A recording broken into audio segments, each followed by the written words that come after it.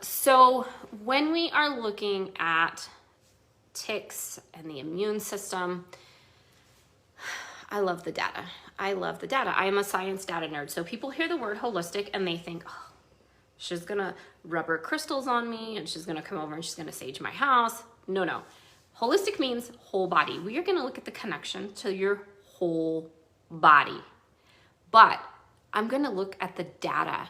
We're gonna look at test results. We're gonna look at studies. We're gonna look at the symptoms your child has experienced since birth. When you work with me, you will start to realize, the symptoms for tics started a lot earlier than they got diagnosed, which is really the case with most chronic illnesses. Those symptoms started creeping on way earlier than you thought, way earlier than you expected. But let's talk about this study. And what I feel is, and what I know from clinical experience, is that all of the things our kids are experiencing are all coming from the same place. I don't care if your child has tics, OCD, sensory processing, ADHD, bad behavior, whatever the case may be. I feel like they very much come from the same place. And we're going to talk about how those things are connected. So in this study, this is a 2021 study, and it's about allergic diseases influencing symptoms severity in children with tic disorders. So there are other multiple studies. When we look at the studies, there are multiple studies at this point saying dysregulation. There's more than one study out there talking about how your child's tic disorder, maybe it's your tic disorder, is connected to immune system dysregulation. So how many of you out there have been told that by your physician or your doctor or your naturopath or your chiropractor or whoever it is that you're working with? So what do we need to know about our immune system? What do we need to know about our immune system? 90% of your immune system is where? It's in your gut. 90% of your immune system is in your gut. Did you know that? Did you know that a majority of your immune system is located in your gut? Yeah, most people do not know that. Most people do not know that connection. When you go to your neurologist, to your neurology appointment, they do not say, ooh, what's going on in your child's gut? What's happening in their gut? They don't talk to you about that. I know they certainly didn't talk to me about that. They really told me, I think your child just needs a good spanking, which was definitely not the case. And so here is where we're gonna dig into this study a little bit, but we're looking at, so I've got the study on my screen and I'm streaming from my phone, but when we're looking at this, we are looking at the fact that they're associating immune dysfunction and allergies with tic disorders. But they're not talking about, well, how is that all connected to your gut? And how is your gut connected to your brain? So when we're looking at this study, we're looking at this missing piece of the puzzle, because your immune system is a very important piece of what is happening in your child's body. When you get sick, I was very sick last month, you have to have your immune system jump on, start to, get the bad guys. Your immune system needs to be functioning. But when your immune system is already in high alert, you get sick, that immune system's already like, hang on, I'm already doing too much work. Your immune system is, what I'm gonna say is overloaded. Your immune system is definitely overloaded. So most of our kids' diagnosis, it is a behavioral diagnosis. There's not a marker that people are able to look at and say, oh, there's, PANS or PANDAS or whatever the case may be. They're really just looking at those behaviors and they're saying, oh, well, based on this behavior, your child's doing this, they have a tic. But never looking any deeper. What is going on under the hood? Tics for me are your body's check engine light. They are your body's check engine light. If you're driving down the street and your check engine light comes on, you might drive around for a few days. Maybe if you're really bad, you might drive around for a couple weeks before you get your car into the shop and you take it to the mechanic and you say, hey man, what's happening with my car? They're gonna hook it up to all of their diagnostic tools and tell you, hey, this is what's happening with your car. If that mechanic came out and just observed your car, like walked around, checked it out and was like, knocks on the hood and goes, hey, just put some gas in it, go home, you'd be furious. So for me, this is that approach we're taking with our kids. It's perfectly acceptable for somebody to observe our kids and say, this is what's happening. Just ignore it. Just sweep that under the rug, maybe they'll grow out of it, without ever giving you any explanation or hope or anything to go along with it. So when we look at this study, allergies and immune system, allergies stem from imbalances in the gut. So yes, my child started out with massive amounts of allergies. He was allergic to everything. I mean, I like to say somebody farted in the wrong direction and we were going to have an increase in tics. He was allergic to everything. Why? Because his immune system was on high alert. So anything out of the ordinary or anything in the ordinary would trigger him because his immune system was like, what's happening? What's going on? And that's what's happening for most of the kids that I work with. Their immune system is like, what's going on? What's happening? And so every single thing sets them off. And when we look at this study, we know that these things are associated with your neurological system and your immune system. We call it neuroimmune. This is where I use the comprehensive neuroimmune analysis to look at 935 biomarkers to help my clients really figure out what's going on at the root. And we are always working on things like the gut because your immune system is located in your gut. So, well, the majority of your immune system is located in your gut. I'm not going to say all of it because that is not true. You have specialized immune cells in your brain. So this is what happens. Your immune system gets turned on, whether it's an allergic reaction or you're sick, or we've got a lot of kids who've got underlying infections or mold toxicity or heavy metals. Heavy metals are a little bit more rare than things like mold toxicity and underlying infections, but their immune systems are turned on. And when your immune system is turned on, it's just not systemic. It's not like just in your pinky finger. It's systemic. It's throughout your whole body, and your gut and your brain are connected. And if you have leaky gut, you're gonna have all sorts of other stuff going on in your brain. But what happens is your microglial cells become activated. Piper, what are microglial cells? Microglial cells are the specialized immune cells in your brain.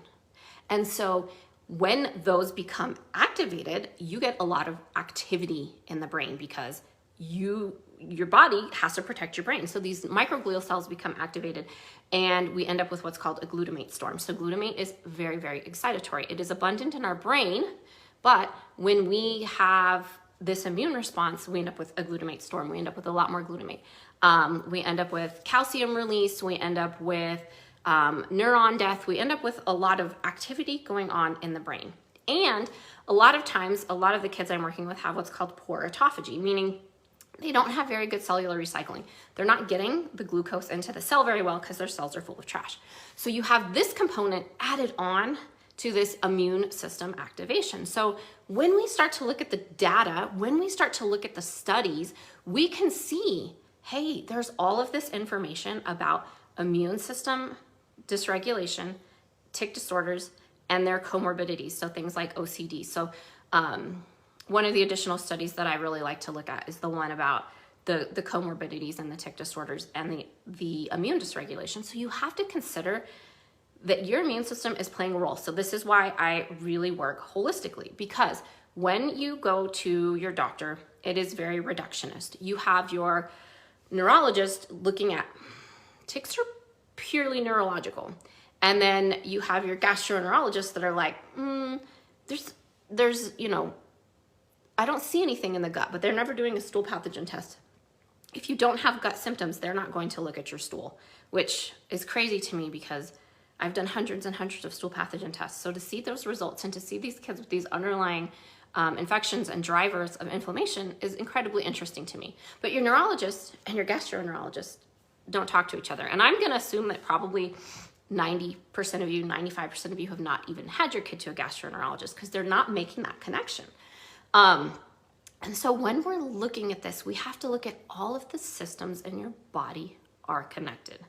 Your gut and your brain are connected, your immune system, your neurological system, your digestive system. It is not what most of us learned in high school biology that we had all of these separate systems and they were not connected. They are connected. They're very connected, and your gut and your brain are connected by your vagus nerve.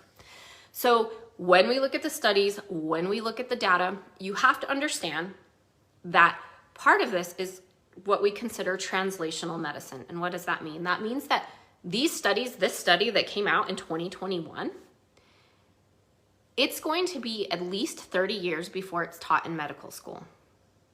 if it's ever taught in medical school. So we have all of these really good studies, but it takes that long for those things to be taught in medical school. So, you know, a lot of times, unless your doctor is on top of it and they're doing lots of research and they're looking at all of the data outside of their practice, what they learn in medical school is 30 years old, which is really disheartening. You want to really look at the connection between your gut and your brain and your immune system.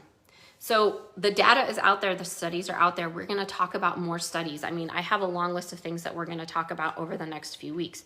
So we're going to talk about vitamin D. We're going to talk about tics and neurotransmitters. We're going to talk about tics and medications. We're going to talk about, is it different in boys and girls? And we're going to talk about all of these studies and all of this data and how all of this plays out for your child. So in short, your immune system and your neurological system are connected, and we are seeing this just overload, this dysregulation of the immune system. I don't care what label your child has, there is this overload of our immune system. We live in the most toxic time period in history. We live in what I like to call a toxic soup. There's chemicals and toxins everywhere. There's crappy food that we're eating. Most people in a day eat less than 2% beef. So beef, protein, whatever, meat, animal protein. People are eating less than 2% of their total calories in protein. Your DNA creates proteins, but it has to have the building blocks to build proteins. So, you know, there's a post on here you can go back and look at about where I talk about protein, but when you consider the garbage food that we're eating, if we're eating less than 2% of our protein in a day and 60% of the calories that we are consuming are processed foods, oils, and crappy sugar, that's really, really significant. And those foods are going to play a huge role in how your immune system, your neurological system, your digestive system, how they all work and function. It's going to play a huge role.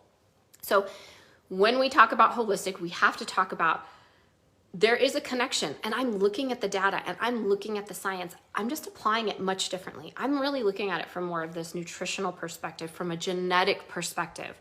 I'm not looking at it from, oh, they're just purely neurological, because I do not believe that's the case, and you can read all about that in the book. So if you guys have not gotten TikTok, it's Common Misconceptions, Natural Solutions, and Real Conversations about Tic Disorders.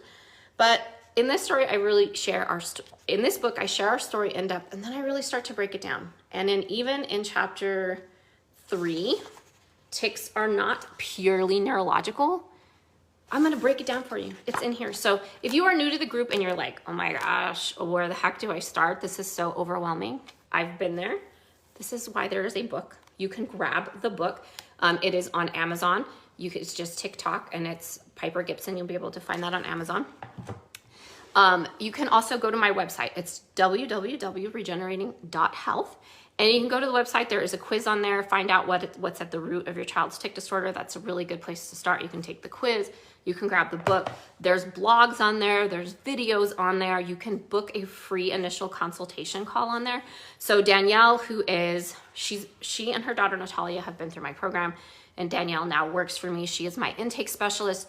You can book a call with her, and she is going to take a very in-depth health history. It is a free consultation call, and we are going to get that health history from you. We're going to talk about what's going on, and then she's going to share how we work. So if you're interested in grabbing that call, I highly recommend you go to the website and do it. It says initial consult call at the top. You can book that there, and it is completely free.